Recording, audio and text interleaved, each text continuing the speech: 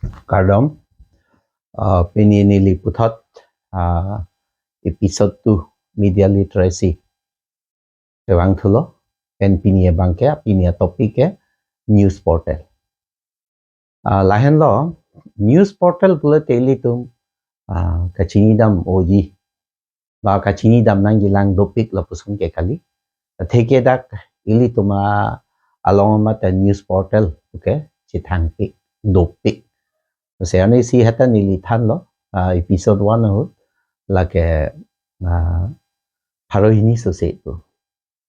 Lasinon Karbiang long news portal dopik. Tangte news portal pute gopilo lage. News portal pu nilige chini da mateng pulong te portal pulo te gisia gateway. Pulo nang isi along pen halapu akapreg an natu gedam. Isia towara sono isia gate ang hap aslon in hap wason si ason lapu pen halapu bacheda portal lasi nona bangke news portal mane news pu pen hapu pada ngasi news portal na news portal apu thak ili tumka chini nai koson kopil ke dola daga lahalo news portal bolotang telake jasemet ke thetan pe jenang chengpo polo nang India long ke in Times Now Pendanglok asondo NDTV angke la India TV la si India long che thang lup la hata news portal la si la hai bangke isi establish news portal pen a feed non ili to mangke social media platform long ke da la tumke che play athi hala tuma bang tulong te lage satellite channel lo bang me thanga portal do lo hala dak isi internet through pen rat ahong klam ahong jaya long ki rigdam news birta ki rigdam lake news portal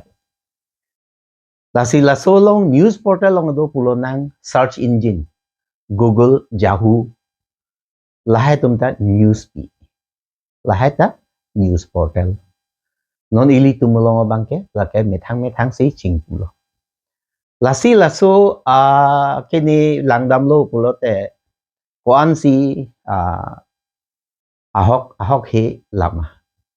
lasi si news portal yung si ahok pet claim ji pulon te lake isi registration nai sila dam lo pulon te Ministry of Information and Broadcasting tapen Home Ministry pen dam nai hadak registration nai pen dam po la pen det ultimately ke RNI po aprang ke non bang Registrar of Newspaper isivel he General of India non aprang RNI Registrar for Newspaper of India ta non ke amen lar tu chelo la son si hala dak dam nai registration do ni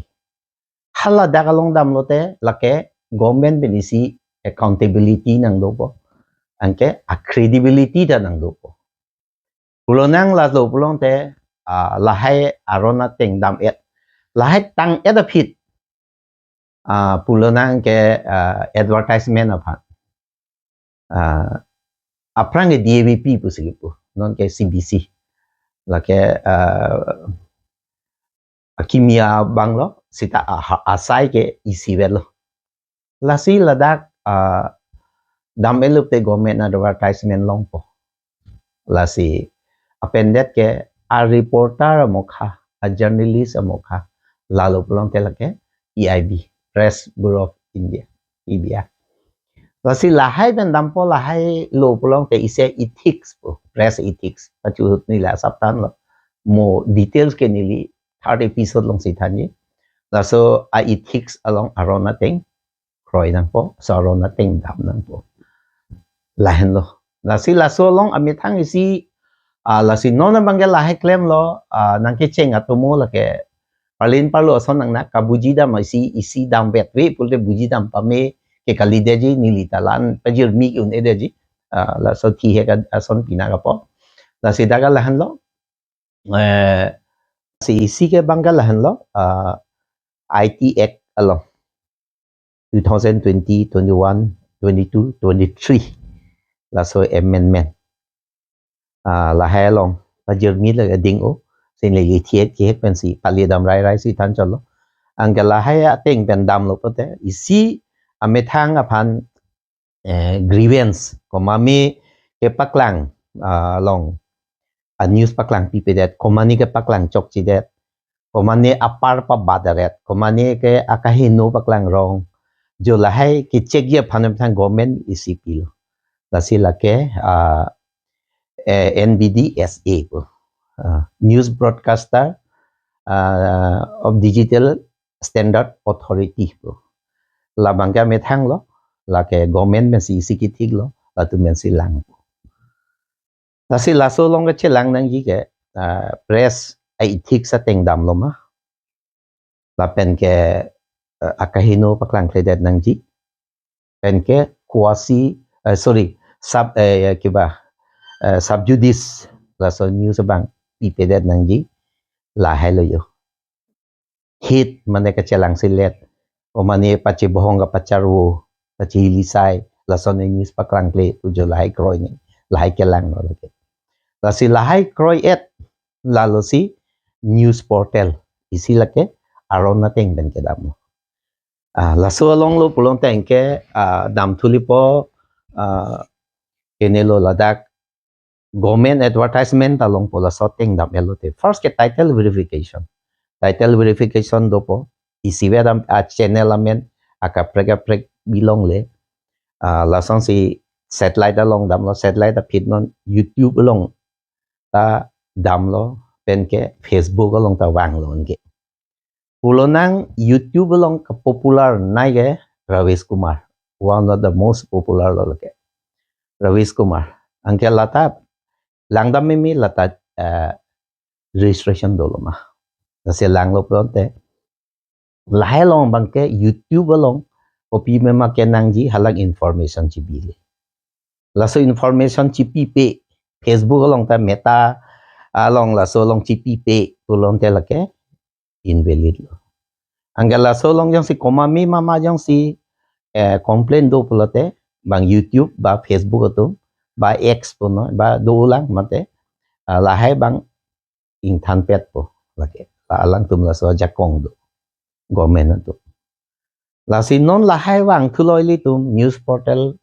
wang lo non dakar biang long nang do lo ante la hai ge kosonote legally chok lo ma ili tum charju me la sa hok lo la tum ta ka paklang ya right do aron do paklang ge paklang un ame thang news ching pu un la ke ka do we article 191A lage li tum general public no media no la so long si rolo la so teng pen lage un lo la si la so teng pen si paklang po voi phit si tami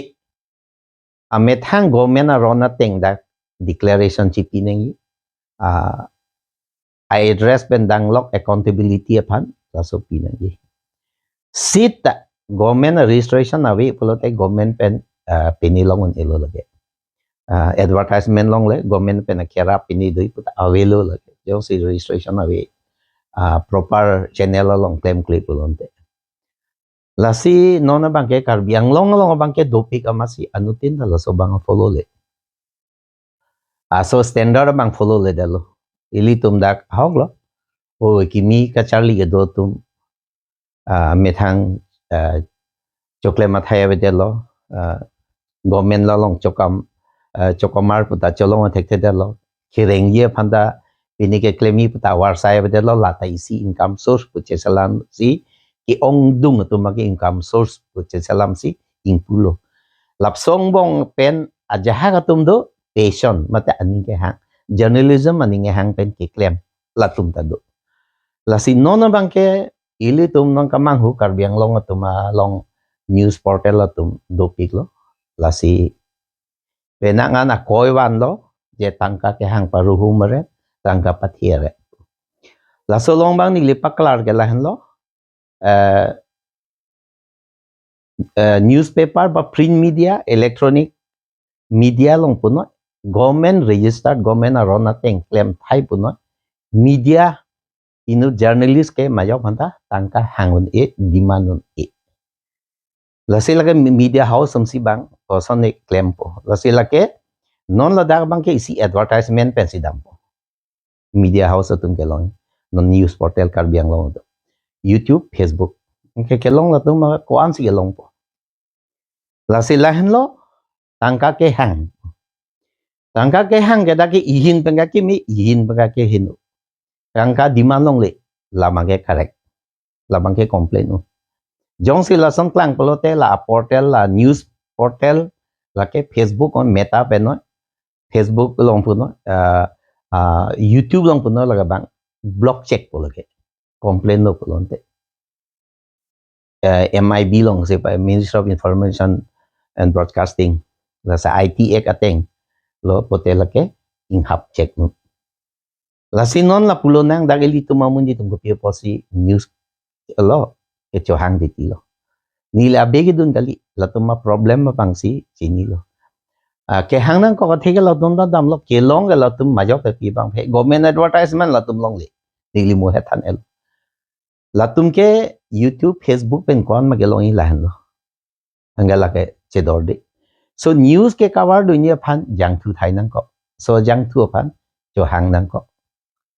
sita la ke alang li nang piwek nang ji pu hangon e tangka pipedet ajoy ne pensi news paklang pipedet lata un e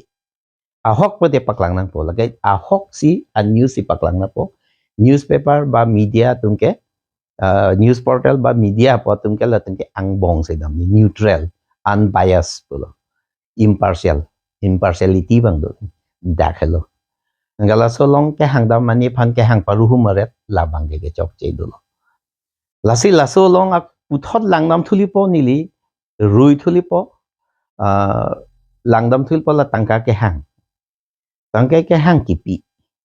la ke dak ili tum moka media literate akenang soda kelo poma phan lo tangka ko an lo pi nang ulonte ili tum da ke langdang ji ke isi channel nilian isi plo what is there in the name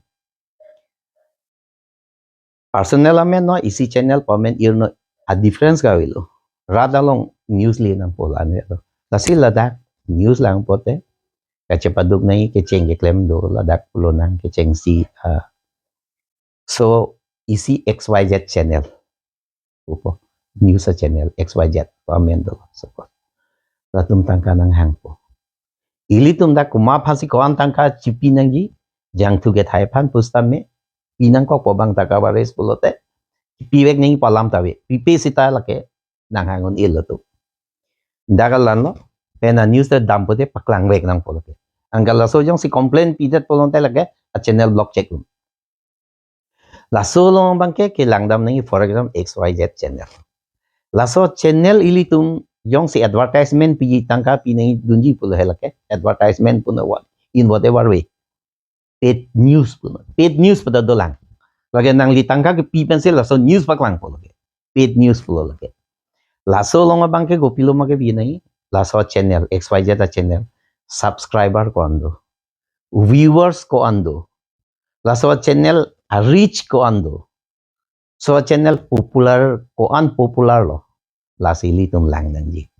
jong si isia channel bang po pharo si hini ba pharo photrok suri si lele ba jha tang suri si licho la tum along pulote ilitum asuri go pulo pi atela so jinus ga halan nang li personnel along bangke 5,000 pen abadlo te nang li Facebook te advertisement long po YouTube long da 1,000 pen ab thak lo pote long po watch hour la hai dolo la si lalo pote nang li mata long po akon lake hala suri pharo pho suri si a subscriber a viewer sa tum ka we tum along nang le asuri ki pike lake na hok ta le lo lake la nang li personnel suppose nang li personnel long si suri cap in ko followers do pote lage nang li long chi pi rong se me lo lake nang li long chi pi no ke pa ba je phang ke share ra no lage ame thang ni li ga chu pu lake te citizen journalism a era lo okay akai lo ni li ane si tan el la si la han lo tangka ke hang paruhum mane tangka hang pi pe that news paklang klai that ho la lo la si la hai bangke non dak ili tum long bangke isinat non ko nili eglong lela government na teng registrar government na teng follow guideline ka follow la son bangke awela ate ili to mamunit ke number 1 ke kachini ne dolo number 2 bangke tangka maha kadurel ka chini tum sita 100% chini pupe nili pupe ka chini tum ta do songbong sita ka chini to ma phai ke ing arpik halo tum bangka tangka maha kadure kawia jok resort dam un edan dak la so yo ni lo la si la so long ke la ke angka para hang ke hang paruhum un la pen dam paksi non pulonang dak dam paksi la dak news ili tangka pinang pigi la so lama be la semben pulo ga nang li yong su mamia channel manang ji pote a channel la subscriber ko ando viewers kon ando a reach ko ando a popularity ko ando hala le lango la pharoi si ni pharo photrok pen si la media hala logo che otan ben si ni ta ke ni reporter lo pupen ke lage li to regard un it la ke la hen lo la sinon ni example ng people is it thetan mesen glaring example ng people anutin ta la sinon bangke media house phan an RDP pe dal take reset tumke ka chindia tumke thela nang li yong si 40-50,000 viewers sorry followers do kok polo te laga hala phan ke news channel do phan te laga nang li personnel bang si dam ong un hak lo se hala dam han ke hang ta ali do ilo la se sorry la se nilum pe nang thano isi glaring example ng people ilitum karbiang long autonomous council ACM ake hai tuliram rong hak ko people selang li media dum han pon pe da ti lo non ke athelang li chini pame a purpose ko pilo a purpose ke lahelo pini ko pi magadam laso coverage rat pachini ni rat ahong klam long jo phun nei lahelo ma dia a em ke nang li no ni le bo maduno xyz la si solong alang li chini a joksi alang la me thang set up chi bi da lo ama alang li media to han hang pon pe alang li me thang ma si che cover at ti lo set up chi bi ko angke hala me hai media bhangi pon te alang li long a reach om mu da rai re alang li me thang ta lakh se follower angke lage hala tum pharo photrok phan ke pi ka level lo mati la hello la si sita la dak non ilitum thegam long lo sita alang li kero palam le nikle fact alam si pu alang li as a whole journalist pan sorsa se nili theglong le la journalist pan sorsa reporter pan sorsa sita inut bahini amen jong wet ajat si ka sorsa ang ton pan pu pre talang li media phanta respect thik sona thaksi political party xyz party political party do mangala no na kaprek other than ruling opposition do ana bean mato latungi media phan chiki nang kokpo athe halapu ke ong bang ke lage bang ruling lo ajak dependency do koka joini si munitum halage bang ame thangme da do lo sita opposition to xyz party latung bangke media ben chepa hinu plo tanta lage la so party ke lage popular long damon elo non dai litum theklong lo ke ajak tum po ni tom party tang o po media tum han lang plot bang media tum ge nang pudun de long chedam non de ta hai sita nang rap ta narab on de det puke angke la so ri che long non pulo nang 200 channel do 200 jong si isi channel long pharoi sisi ba suri sisi arm long le pote suri ni ko no le po pharoi sisi le po sita la an ke le ji ke jo la so lam do la against ke bang nang tawon de dat po sita nang chera mon de dat po angke la so message bang ji ya mat hala so re message bang ke rad hong kam long le dat po la si la dak la hello non news portal ang song mo pen pubom times now pe pupen danglog India Today pupen danglog la so pen do pick a channel lo non republic puno republic bharat puno la hai long ilitum theklong hal hai ka bang arona tenglem pa me la hal bang so news portal la pendet ka la search engine long google pen danglog yahoo pen danglog do la pendet dak ilitum local Facebook lo YouTube mo sita lake nang le yong se channel chibi pulon te lake isi lake declaration chipi vet nahi lake government registration pukali le hai sita nang li YouTube channel pa di YouTube long adak do system do tipi nang po Facebook long ta meta non daily tung Facebook ni YouTube si famous popular Facebook long ta si meta long registration nang po so pa declaration bang do nang po lalo te accountability bang do po thik so na taxi non suppose Facebook long blue tick nili ta suppose blue tick do nili men ben mani mane paklang lo plote lake fake lo podog beta chini lo section taxi channel lo tum ta non popular channel lo tum anke non asam ta pulonang news live DY365 lai tum bang blue tick to da kan la lo plote ka pang thek jo ki lage duplicate lage original non ge XYZ channel do pic sita la ta ta blue tick do lo plonte isi lage genuine po bang matha po lalo la pendet la so long ni news portal long acher so ad dun chompo green media kan non ge lang bang abe la ta ni details mo isi along dami non dak nang po green media long bang isi do hala dak bang ke muni tum non ke porhi bang abe newspaper porhi bang abe magazine porhi bang abe la so bang sita ring bom nang gi la tum do bo isi dake nilining ye dak po 17th century radio nang ke klang cheng hut nang klang electronic nang klang lapot la print tum hang ke bear hat po wang bom wang lo non 21st century nang le sita print media non tak ring bom la athi people print media long ke nang le newspaper long puno magazine long puno record ke dak sido Piniar ni tender notice puno sakuri ke klang job advertisement puno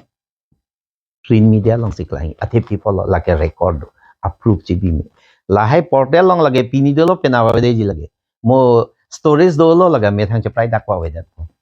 ange paper do make archive do thetan na channel do mange do he sa chingkir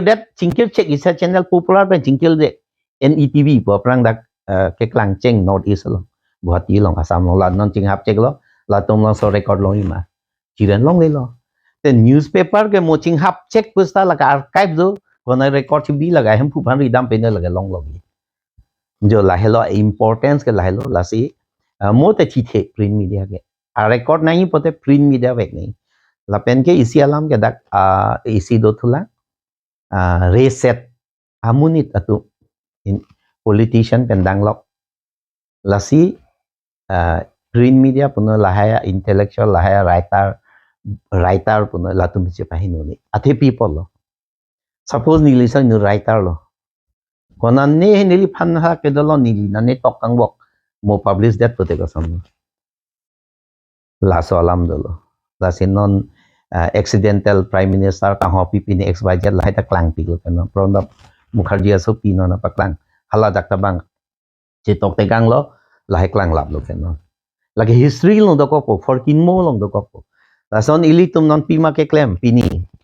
do la so long ta la non print media tum ke tok la ga viro ni la ga record long do ko po la si hek se rate set tu politician po tum ta la print media journalist a reporter a journalist la pen la writer tum han che pahinu ni ke dakhen lo athel to kang bak ta record do ko po dakhen lo la si pini la hello nili kwang tu lo no news portal a importance ta nili than elo pen la so dak ilitum validity kwan valid ma kwan importance do ma nili news portal la than elo la si ko son pa che thang dan elo la si la lo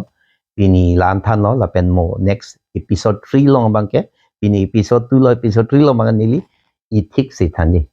si dia ik noi nili details bang than the delo une delo la ke apornang pi la isi sia topic si a class arni se ke anang je hormu pina arni si ta uni la son son tan nili ke summarize that pathi ke kan si kita masala hello da si non pini episode 2 long bang nili news portal lo pathak than no kon than pen si nili ingtoni ko kardo